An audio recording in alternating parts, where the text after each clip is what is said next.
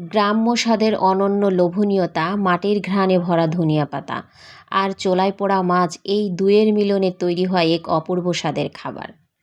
বিসমিল্লাহির রহমানির রহিম। আসসালামু আলাইকুম ওয়া রাহমাতুল্লাহ। Welcome back to my another video guys. তো আজ হচ্ছে ধনিয়া পাতা দিয়ে মাছ ভর্তা করব, সেটাই আপনাদের সাথে শেয়ার করতে চলে আসলাম। তো গাইস, এটা হচ্ছিল বাটা মাছ। তো আমি ধনিয়া পাতাটা পরিষ্কার করে ধুয়ে নিয়েছি এবং মাছগুলো আগে থেকে পরিষ্কার করে দেন এখন হচ্ছে মাছগুলো ফ্রাই করে নিচ্ছি।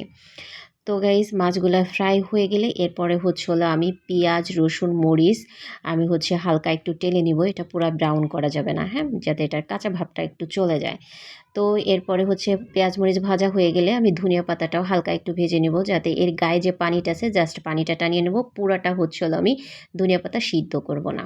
তো এই যে একটা শিলপাটা নিয়ে নিলাম, শিলপাটায় আমি মাছটাকে সুন্দরভাবে বেটে নিলাম। এরপরে এখন পেঁয়াজ মরিচ আর রসুন সবগুলো উপকরণ আমি বেটে নিলাম। তো এখন বেটে নিচ্ছি ধনিয়া পাতা আর শুকনা মরিচ। তো গাইস, ধনিয়া পাতাটা কিন্তু একদম সিদ্ধ করা যাবে না। একদম সিদ্ধ করলে কিন্তু ধনিয়ার পাতার কাঁচা যে ফ্লেভারটা ওটা চলে যাবে। মানে একটা কাঁচা ধনিয়ার পাতায় যে স্বাদ থাকে, সিদ্ধ করা ধনিয়া পাতায় কিন্তু সেম ওই স্বাদটা থাকে না। তো যাই হোক গাইস, এই যে শিলপাটায় আমি সবগুলো উপকরণ সুন্দর করে বেটে নিলাম। তো এখন আমি ভর্তাগুলো হাত দিয়েও একটু মিক্সড করে নিব। আর শিলপাটায় ভর্তা মানেই পাটায় মুছে যদি ভাত না খাওয়া হয়, মনে হয় ভর্তা বানানোটাই মানে অসম্পূর্ণ থেকে যায় আর কি গাইস। যাই হোক, আমার তো এই যে ভর্তা করাটা হয়ে গেছে। এখন আমি ভর্তাটা একটা প্লেটে উঠিয়ে নিয়ে একটু সরিষার তেল দিয়ে দেবো। আর ভর্তা মানেই সরিষার তেল গাইস, এটা কিন্তু মিক্স করা যাবে না। তো যাই হোক গাইস, কে কোথা থেকে আমার ভিডিওটা দেখছেন অবশ্যই সুন্দর একটা কমেন্ট করে যাবেন। আল্লাহ হাফেজ সবাইকে।